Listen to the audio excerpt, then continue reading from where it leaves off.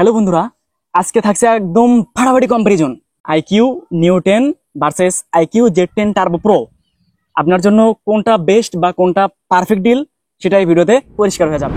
IQ Neo 10 এটা হচ্ছে একটা চাইনিজ ভেরিয়েন্ট আনঅফিসিয়াল ফোন।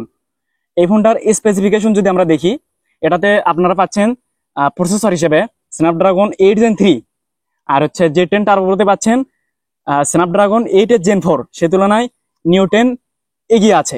আর ডিসপ্লে পারফরমেন্সে যদি আসি, দুইটা ডিসপ্লে 6.7 ইঞ্চি অ্যামোলেড ডিসপ্লে।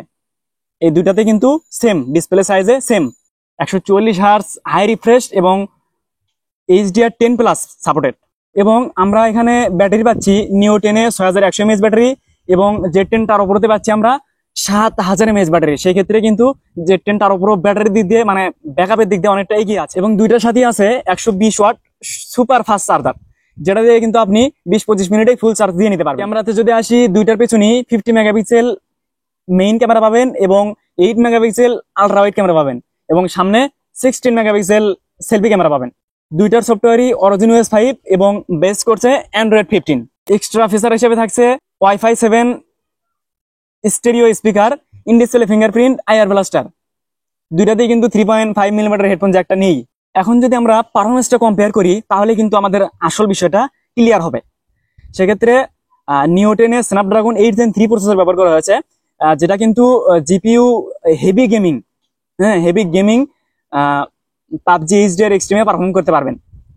মানে গেমিং এ নিউ 10টা অনেক বেশি মানে পারফর্ম করে। আর হচ্ছে Z10 টার্বো প্রোটা একটু বেশি ব্যাকআপ দেয়। Z10 টার্বো প্রো হচ্ছে প্রসেসরের দিক দিয়ে একটু নিম্ন কোয়ালিটি, মানে স্ন্যাপড্রাগন 8 Gen 4, ঠিক আছে।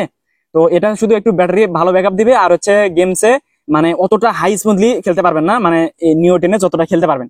Z10 টার্বো প্রোটা হচ্ছে একে বলা হয় নতুন CPU monster. Long gaming session আর ডে টু ডে টাস্কে এটার কুলিং আর বড় ব্যাটারি অ্যাডভান্টেজ দেয়। মানে যারা পিওর জিপিইউ হেভি গেম খেলেন তাদের জন্য নিউ 10 ইটস দেবে। আর হচ্ছে লম্বা সময় ধরে গেমিং প্লাস ইন্ডুরেন্স চাইলে Z10 টার্বো প্রোটা বেটার হয়। তো ব্যাটারি এবং চার্জিং এর কথা কিন্তু আমরা বলেছি। এখন যদি আমি হচ্ছে প্রাইজে আসি, নিউ 10 এটা কিন্তু 12256 ও আনঅফিসিয়াল এই মুহূর্তে অ্যাভেলেবল আছে 38, 37, 38 হাজার টাকার আশেপাশে। তো এটা আপনারা যে কোনো বাংলাদেশের যে কোনো মার্কেট প্লেসে পেয়ে যাবেন। আর Z10 টার্বো প্রো এটার দাম এখন মানে 12256 জিবি অ্যাভেলেবল, এটার দাম আপনারা 36,000 বা 37,000 আশেপাশে পেয়ে যাবেন। দাম কিন্তু নিউ 10টা একটু বেশি এবং Z10 টার্বো প্রোটা একটু কম। ডিসপ্লে ও বিল্ড কোয়ালিটিতে যদি আসি, দুটো ফোনই রয়েছে 6.7 ইঞ্চি 1.5K AMOLED panel, 144 hertz refresh rate.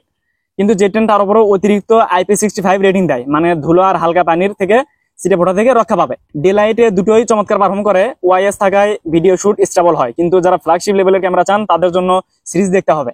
তাহলে দুইটার পারফরমেন্স দেখে রায় কি দাঁড়ালো? যদি চান বড় ব্যাটারি, IP রেটিং আর লং গেমিং সেশন, তাহলে আইকিউ Z10 টার্বো প্রোটা বেটার। আর যদি চান প্রমাণিত স্ন্যাপড্রাগন 8 Gen 3 এর জিপিইউ পারফরমেন্স, তাহলে নিন আইকিউ নিউ 10 চায়না ভেরিয়েন্ট, এটা আপনাদের জন্য বেস্ট হবে।